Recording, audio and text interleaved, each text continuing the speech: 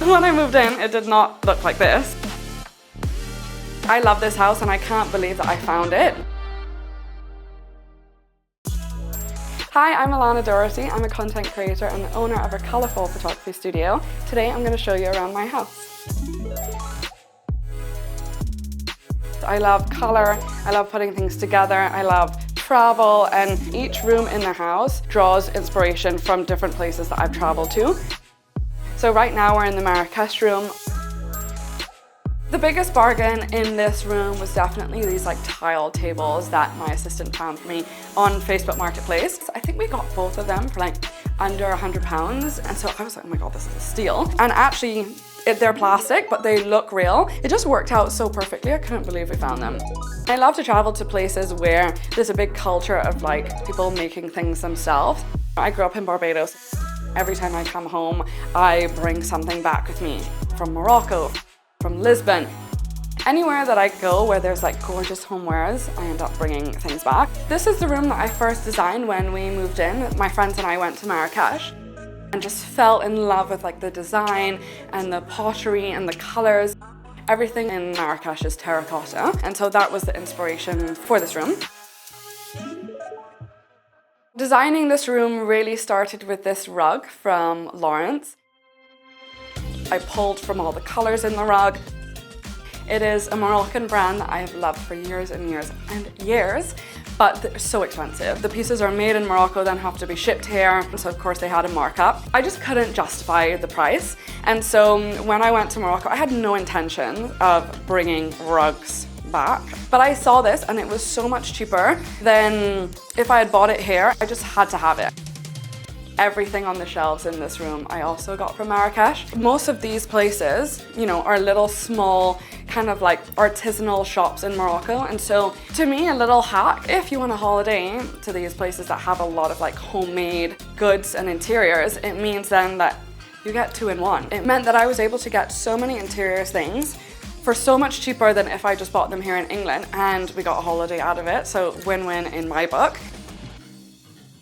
I love this house and I can't believe that I found it. I fell in love with it because there was so much potential. When I moved in, it did not look like this.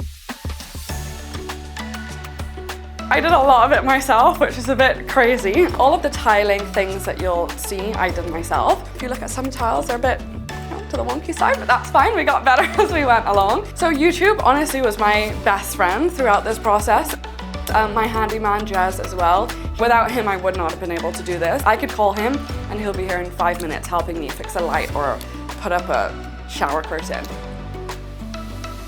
One DIY regret that I have is in the kitchen. We did this like scallop trim ourselves. By hand, drew out every scallop and then used like the grinder to get it all out. I kid you not, 2 weeks later, I was on Etsy looking for like material and I literally saw MDF cutouts of scallops that were perfect. So much cheaper than what we did and to the exact specifications that I needed.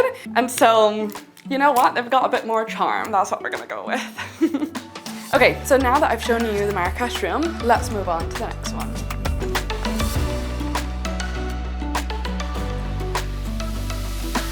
Now we're in the dining room, or as I like to call it, the blue room. We have an original fireplace here that I just fell in love with, and the original tiles on it has this like strip of blue going down, and I said, you know what, we're gonna run with it. We're gonna go full on Barbados. In here is gonna look like an ocean. Growing up in Barbados, fireplaces are non-existent. And so coming into this house and seeing this gorgeous fireplace, I was like, if I miss out on this house, I'm missing out on this gorgeous piece here. So I was like, oh my God, I wonder if this house has more. And then we walked upstairs and I realized that one of the rooms, there was a fireplace, but they covered it up. And so I decided this would be such a wasted moment. And so I actually built a fireplace. Building it was honestly really fun. I just went around Brighton and found like some really cool mantles, got some wallpaper to make it look like the tile, and then retiled the bottom and connected it with 2 screws. So really, if someone wanted to put their weight into it, it would probably fall down, but I just love it so, so much. It really does bring an amazing warmth to the space up there. So in this room, there are at least about like 6 different shades of blue in here. I just had so much fun being like, oh, that's blue, let's put that in. Oh, that's blue, let's put that in. And then it all just came together, and then I put some other colors in there just to like lift it a bit, but you really can tell that like the blue is what's grounding the space, and I love it so much. One like controversial little interiors thing that I have that my partner and I argue about all of the time is that white ceilings, they just should not be allowed. I know that everybody's like, oh yeah, we'll brighten the room and yada yada yada. Just use a brighter color of the same color and that will work, just like I did here. The reason for this room really, I mean, obviously it is a dining room, but I really wanted a space for people to be able to come and get together. I've never had a designated like hosting space before. So speaking on that, entertaining and all that, I need to show you this insane disco bar cart. It's just the coolest thing I think I've ever seen. I actually will like shine a light on it so that this whole room ends up like looking like a disco ball. It's the coolest thing. I got it from this brand called Rocket St. George. I actually got the lamp and this from there. So it's a little Rocket St. George corner over here. Okay, so that's all the stuff that I wanted to show you in this room. We're gonna go on to the next one now. Now I'm in my happy place, my wardrobe, the place where I just come and I just feel so much joy. I just honestly went wild and I love it so, so much. This room, the inspiration really came from my clothes and my shoes. I knew that because I have such a colorful wardrobe and so many different shapes, it was gonna be chaotic regardless. I just thought, if the clothes are loud, let's let the whole room be loud. So this is a great money-saving hack. When you think about like a walk-in wardrobe, a lot of people have those incredible built-ins for their clothes, but honestly they can be quite costly, like even if you go to IKEA. So I went on Amazon and I found these kind of like double-decker clothing racks and I got these. And honestly, it saved me hundreds and hundreds of pounds doing it this way.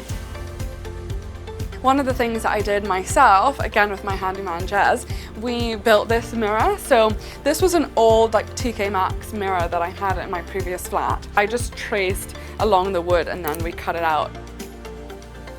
I've always wanted built-in shelves. Everywhere I go, I'm like, ooh, we should put a built-in here. And when I was talking to my mom about the shelves for the shoes, she was like, well, Alana, if you put them into the wall and keep them there, if your shoes change, or like if you get rid of some and bring some others, and they're all different heights and widths and whatever, then you're not gonna be able to move them around and it won't be customizable.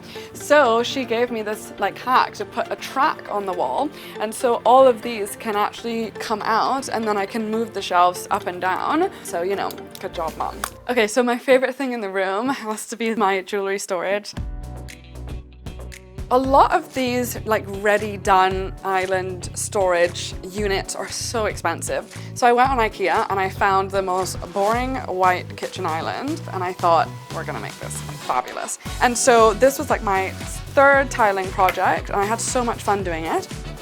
I had some leftover tiles from some other projects and thought, if this room is a more is more room, we'll just go for it. It doesn't need to be perfect. So here I use these curtains to hide all of my little sunglasses, cases, and other little packing cubes. And honestly, just anything that I want out of the way, I just shove it under there and close the curtain. Do you know what? I don't actually have like that many favorite designers, especially like interior designers. My favorite interior designer is Pinterest. I just like gathering inspiration from everywhere and just things that I see. We have like this basket over here that I got on my trip to Ghana. This is really what design to me is about. It's like finding things that have like texture and meaning and a story, but are also colorful and impactful. And that's really what the whole house is about. Every single piece has a story. I just want people to be inspired, live a bit more boldly, not worry about what other people think. It's been really rewarding for me to see people receiving it so well, but at the end of the day, it was important for me to do what I wanted to do first. And if other people loved it, then great, cherry on top. But at the end of the day, you need to be happy with what you're doing first. There are lots of people, I'm sure, that are, you know, not so confident with interiors and design. And to be honest, like, I'm one of them. This is my first big project that I've done. For me, the most important thing to do is to start somewhere. Okay, so that was Groovy House. If you loved it as much as I love designing it, please like and subscribe to Fabulous's YouTube channel. See you later.